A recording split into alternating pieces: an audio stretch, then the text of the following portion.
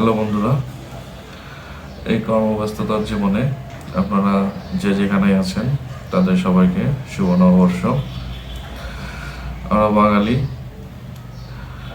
নতুন একটা বর্ষণের মাধ্যমে আমাদের জীবনে ভালো কিছু হোক, এটাই আমরা চাই। পয়লা বৈশাখ এটা বাঙালির ঐতিহ্য ব্যাপার। আমরা চাই এই নতুন বছরে ভালো কিছুর মাধ্যমে আমরা নতুন আরেকটা বছর পার করি। তো যাই হোক, আমরা যে যেখানেই থাকি, কর্মব্যস্ততার কারণে মানুষকে বিভিন্ন সময় বিভিন্ন জায়গায় থাকতে হয়। আমরা ছোট থেকে বড় হওয়া পর্যন্ত অনেকগুলো বৈশাখী পেলাম আল্লাহর রহমতে। তো আপনারা মনে হয় সবাই পান্তা ইলিশ খেয়েছেন, আশা করি। পান্তা ইলিশ খাওয়ার সাথে বৈশাখীর কোনো সম্পর্ক নেই, তারপরেও আমরা এটা করে নিয়েছি। হয়তো কোনো একজন এটা চালু করেছে, তারপর থেকে আমরা করি। যাই হোক, এটা আমাদের একটা ঐতিহ্য। তাই বলে অনেক বেশি দামে সব কিছু কিনে ফেলবো সেটাও ঠিক না।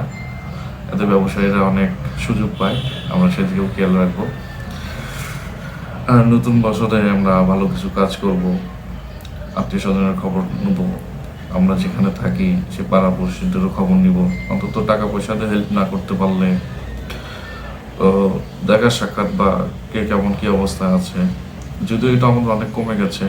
আমাদের সবকিছু ডিজিটালাইজ হওয়ার কারণে ধরেন এখন আমরা মোবাইল ফোন বা সোশ্যাল মিডিয়াতেই বেশি সময় কাটাই, এই কারণে হয়তো অনেক কমে গেছে। এটার প্রভাব আমার মনে হয় ভবিষ্যতে আরও অনেক ভালোভাবে ফেলবে। কারণ এখনই দেখা যায় আমরা একই ঘরে যে 2-3 জন মানুষ থাকি বা বন্ধুরাই থাকি বা নিজের আত্মীয় স্বজনেই থাকেন, দেখা যাচ্ছে সবার হাতে ডিভাইস, সবাই এই ডিভাইস নিয়ে নিজেদের প্ল্যাটফর্মে সবাই ব্যস্ত। মানে সেপারেশনটা এমন পর্যায়ে চলে গেছে যে কি বলার, মানে মোবাইল ফোন ছাড়া বা ইন্টারনেট ছাড়া আমরা কিছুই বুঝি না।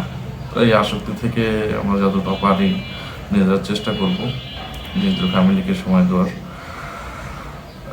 যদিও এসব দরকার আমাদের, কারণ আত্মীয় স্বজন যে যেখানে থাকে, দূরে থাকে, কেউ কাছে থাকে, তাদের সাথে কন্ট্যাক্ট করতে হলে এইসবের মাধ্যমে ব্যবহার করতে হয়।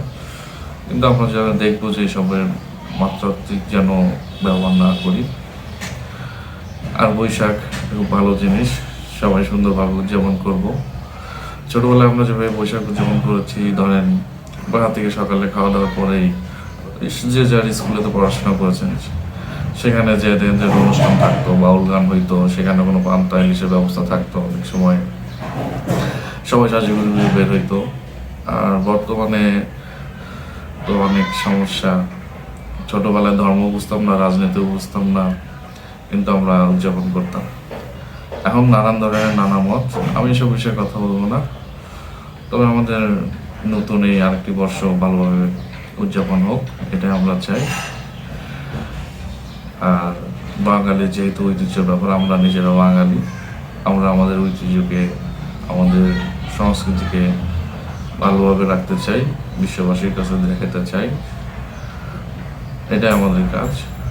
আমরা তো অসভ্য জাতি না, অসভ্য জাতির মতো আচার ব্যবহার করাও আমাদের ঠিক না।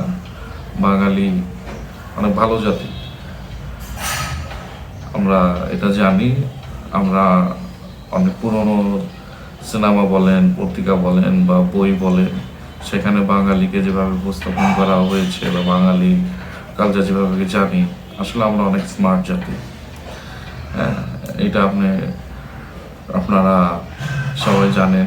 রবীন্দ্রনাথের বইগুলো পড়লেও আপনি জানতে পারবেন আমরা একটা সময় কতটা ইলিট ছিলাম। আর আমাদের নিজেদের কারণে যদি আমাদের এই জাতিটা নষ্ট হয়ে যায়, সেটার জন্য দায় কিন্তু আমরা নিজেরাই। সো আমাদের নিজেদের কালচার, সংস্কৃতি, ঐতিহ্য যেটাই বলুন, আমরা ভালোভাবে সেটা উদযাপন করবো। সেটা যাতে চক্ষু লজ্জা না হয়ে দাঁড়ায়, সেদিকে আমরা খেয়াল রাখবো।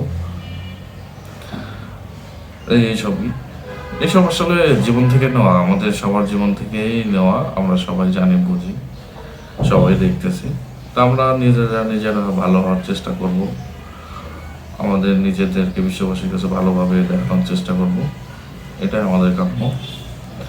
তো এবারের নতুন বছর শুরু হোক আমাদের এই জিনিস নিয়েই আমরা যেন সবাই ভালো কাজ করতে পারি। এরকম সবাই যদি সবার মতো করে ভালো চিন্তা ভাবনা করেন, তাহলে অবশ্যই বিষয়টা আমরা ভালো জাতি হিসেবে দেখাতে পারবো।